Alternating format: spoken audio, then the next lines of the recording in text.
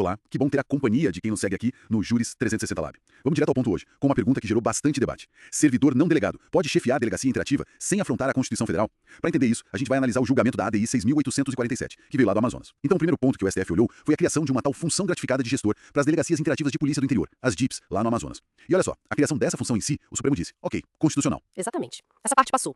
A base para isso é que, bom, o Estado tem autonomia para se organizar administrativamente, né? Isso está dentro da competência concorrente dos Estados para legislar sobre a organização das polícias civis. Está lá no artigo 24, inciso 16 e parágrafo 1º da Constituição. Competência concorrente. Quer dizer que tanto a União quanto o Estado podem legislar sobre isso, mas o Estado cuida da sua organização interna. É isso? Isso mesmo. A União dá as normas gerais e o Estado adapta a sua realidade. E no Amazonas, essa realidade é bem particular, né? Imagina a extensão daquele Estado, as dificuldades de acesso em muitos lugares. Manter um delegado em cada localidade é um desafio enorme, material mesmo e organizacional. Faz todo sentido pensar nisso.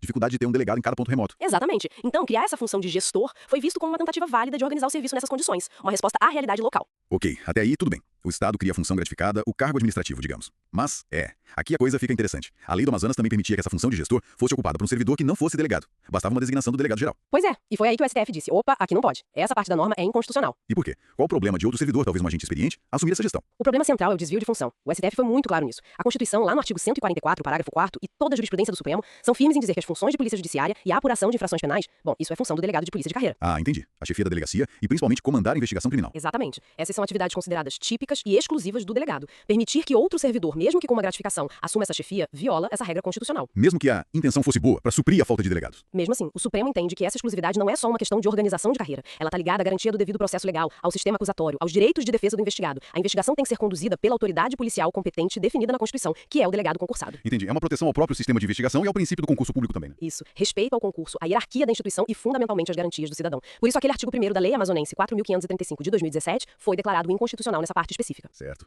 Então, para deixar bem claro para o pessoal que nos ouve, o Estado do Amazonas pode criar a função gratificada de gestor da delegacia interativa. Pode, como uma função administrativa para organizar, gerenciar recursos, talvez. Mas, na hora de efetivamente chefiar a delegacia, presidir inquérito, conduzir investigação... Aí não. Essa parte só pode ser feita por um delegado de polícia de carreira. A função de chefia policial investigativa é exclusiva. Perfeito. Resumindo, criar a função pode, mas só delegado pode ocupar para chefiar a atividade policial fim. Exatamente. E para quem quiser se aprofundar, esse julgado importante, a ADI 6.847 do Amazonas, está comentado no informativo 1117 do STF. Ótima dica. Informativo 1117. É interessante ver como o STF tenta equilibrar a autonomia do Estado e a necessidade de adaptação regional com as regras constitucionais, né? Sem dúvida. Mostra que a gestão pública, mesmo buscando eficiência, tem limites claros na Constituição, principalmente quando envolve funções essenciais do Estado e direitos fundamentais. Muito esclarecedor, como sempre. E fica o convite para quem nos acompanha. Se inscreva no canal Júris 360 Lab. Tem muito mais conteúdo jurídico detalhado por aqui.